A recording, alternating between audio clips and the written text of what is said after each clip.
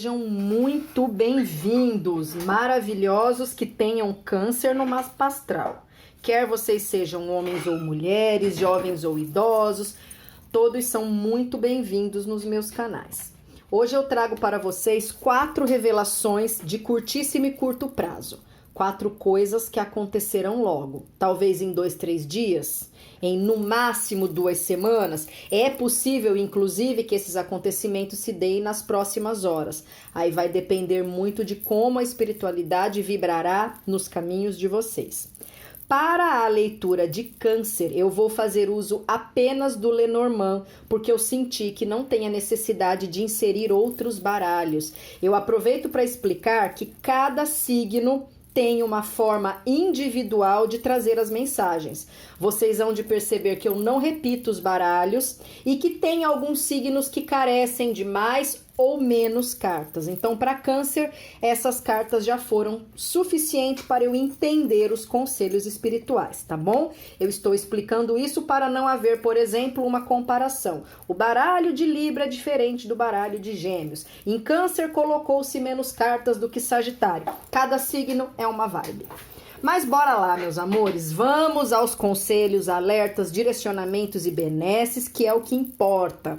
Lembrando sempre que as mensagens alertativas carecem de mais atenção, evitando que situações ruins aconteçam e preparando vocês para que se fortaleçam diante de quaisquer adversidades. Eu não venho aqui para trazer desgraças, eu venho para trazer conselhos que de alguma maneira vão ajudar vocês a evoluírem, tá bom? O que acontece na revelação de número 1? Eu vejo que vocês passam por um problema. Não sei se um problema financeiro, pode ser um problema de saúde, uma dificuldade com os estudos, um problema judicial. Tem a ver com uma papelada, então não é um problema meramente afetivo. Briguei com o meu namorado e preciso me reconciliar. Ou a Ana está fazendo fofoca contra mim. É alguma coisa que existe uma formalidade. Além da dificuldade em si, ela não é algo que pode ser escondido. Existe uma papelada, existe um processo, existe um rito que precisa ser seguido, tá? E agora vocês vão receber a ajuda de uma mulher para resolver essa demanda. Pode ser que essa ajuda seja paga, de repente vocês contratam uma médica, psicóloga, advogada. Pode ser uma ajuda oriunda de alguém da família, de uma amiga, de uma vizinha. Pode ser que alguém ajude vocês sem ter a intenção, pelo mero fato de fazer o trabalho corretamente. Uma delegada, uma promotora, juíza, analista do INSS, tá bom?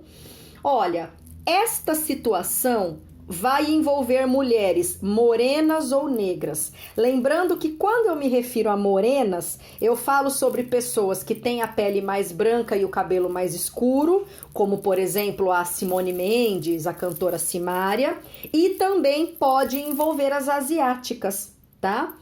Enfim, a gente tem mulheres nessas características. Então a gente descarta loiras, ruivas, mulheres de cabelo acastanhado. Eu vejo que essas mulheres podem ter algum tipo de mega hair, algum tipo de aplique no cabelo, ou até mesmo fazer uso de laces, de perucas.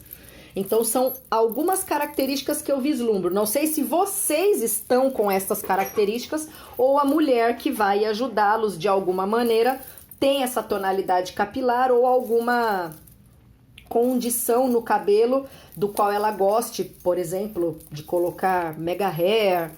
Enfim, alguma coisa nesse sentido, tá? Pode ser que essa pessoa tenha um cabelo muito cacheado também, mas oriundo de um tratamento, tá? Enfim, são essas as características. Essa mulher vai ser crucial no auxílio que vocês vão demandar para a situação aqui presente. Então, quando eu me refiro a uma mulher amiga, não necessariamente é aquela amiga de longa data, mas alguém que vai ajudar vocês, que vai vibrar na frequência da amizade. Não acho que seja uma mulher idosa. Então, ela tem menos de 60 anos, mas eu também não acho que ela tenha menos de 29. Ela deve ter entre 28 e 60. É uma pessoa que já tem algum avanço na idade. Não é uma mocinha, mas também não é uma idosa, tá? Eita, Lelê, vamos à revelação de número 2. Vocês vão se reencontrar com uma pessoa que já traiçoou vocês no passado. Pode ser um relacionamento afetivo, pode ser alguém que trabalhou com vocês e que puxou o tapete, pode ser algum parente traíra, algum vizinho FDP, algum familiar filho da fruta. É assim, eu tô sentindo que vocês serão cordiais, serão políticos neste processo de reencontrar a pessoa. Eu acho que de repente a pessoa pode pedir perdão para vocês e da boca para fora vocês falam: "Ah, tá bom, eu perdoo". Só que lá dentro do coração ainda existe o remoer pela deslealdade passada. Não se cobrem, nós somos seres humanos. Quem perdoa é Jesus Cristo. Agora a gente tem todo um processo evolutivo que pode ou não nos levar ao perdão em determinado momento. De repente vocês não perdoam agora, mas perdoam adiante. De repente vocês falam que não perdoam adiante, vocês pensam melhor, libertam o coração de vocês daquela mágoa. Ninguém tem a obrigação de perdoar. Isso faz parte de um processo de evolução individual. Às vezes rola uma cobrança, né, por conta do cristianismo, porque tem que perdoar, porque o perdão liberta, mas cada pessoa tem a sua própria experiência com isso. Deixa eu ver o que mais que pode ser aqui. De repente, pode acontecer de pais que abandonaram vocês voltarem pedindo perdão e até na tentativa de querer ter uma convivência. Mas tomem um pouquinho de cuidado, porque talvez não seja por amor. De repente rola algum outro interesse. Então é importante que vocês se acautelem com relação a essa pessoa. Até porque eu nem tô sentindo que a pessoa queira de fato ser perdoada. Eu tô sentindo que existe uma safadezinha bem ali debaixo do tapete. E que essa pessoa de repente tá dando uma de santo, santa, mas sem a intenção de ser. Então, é como eu expliquei. Eu estou vendo vocês agindo politicamente, é o mais adequado a se fazer, mas procurem dar distância destas pessoas. Lembrando que quando um pai abandona ou uma mãe abandona, rola aquele lance de abandono afetivo, salvo engano, não existe uma obrigatoriedade jurídica de vocês acolherem a pessoa. Até porque seria uma afronta gigantesca, uma filha que foi abusada pelo pai, um filho que foi espancado pela mãe, ainda ter que cuidar da pessoa na velhice por uma questão judicial, né? É o que eu falei. O processo de perdão é individual para cada um. E pode até ser que não aconteça nessa vida, necessite de outras vivências para acontecer. Mas eu estou dizendo que, se for o caso, procurem orientação jurídica para que a situação não gere um dissabor desmedido. De repente, vocês ainda têm muita raiva da pessoa, a pessoa pede ajuda, vocês se sentem na obrigação de ajudar sem que aquilo emane do coração de vocês. Então, é uma situação muito complicada. Revelação de número 3 também é um alerta. Eu vejo vocês tendo problemas com um homem. Tem uma chance muito grande desse homem ser branco de cabelo castanho claro ou dele ter uma pele parda, como por exemplo a pele de pessoas nascidas na Índia. Talvez esse homem possa ter traços indígenas, seja um indígena ou descendente de povos indígenas. Tem alguma coisa meio mel no cabelo ou na pele desse homem, mas ele não é afrodescendente, tá? Poderia, né, ter uma tonalidade de pele como a do Neymar, mas não é o caso. Ou ele é europeu, ou ele é pardo por uma ascendência indiana, árabe, de repente. Pode ser que ele tenha cabelo comprido e pelos no rosto. Me lembrou muito pessoas assim, com traços andinos. De repente, é um boliviano, um paraguaio, ou descendente de pessoas destes países. A sensação que eu tenho é que esse homem é mau caráter. E a sensação que eu tenho ainda mais é que vocês já tiveram vários problemas com ele. Agora vocês se estabeleceram, recentemente houve um equilíbrio, mas ele vai aprontar novamente. Pode ser um funcionário. chegando atrasado, faltando, enfiando atestado falso. Pode ser um inquilino que paga, não paga, mais não paga do que paga. Pode ser alguém com quem vocês vivem se reconciliando e se desentendendo. Talvez o filho de vocês, que tem aí características da mãe, né? Ou do pai. De repente, o pai ou a mãe podem ser estrangeiros. É o que eu vejo.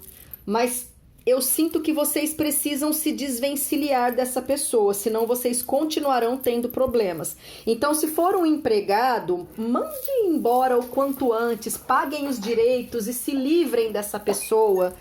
Se for um inquilino, entrem com uma ordem de despejo. Para que esquentar a cabeça com alguém que não tá na moral de ter seriedade? Se for um relacionamento afetivo ou familiar, parem de forçar a pessoa a ter posturas que ela não quer. Às vezes a gente vibra nesse erro. Ai, o meu filho tem que ser assim, porque todo mundo na minha família é assim. E o cara quer ser marginal. Infelizmente, o livre-arbítrio possibilita isso, né? E às vezes o esforço da mãe, do pai para tirar aquele filho da marginalidade acaba gerando um estresse, um problema de saúde, e o filho ou a filha continua andando torto porque não quer andar no caminho dos justos. A gente precisa aceitar, por mais doloroso que seja, que as pessoas têm livre-arbítrio e que, em função das suas escolhas, elas precisam arcar com as consequências entre elas próprias e a espiritualidade.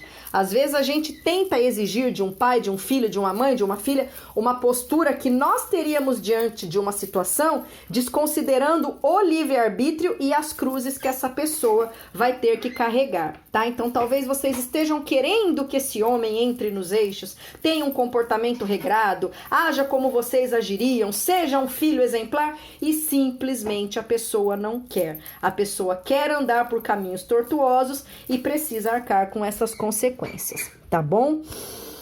Revelação de número 4. É assim.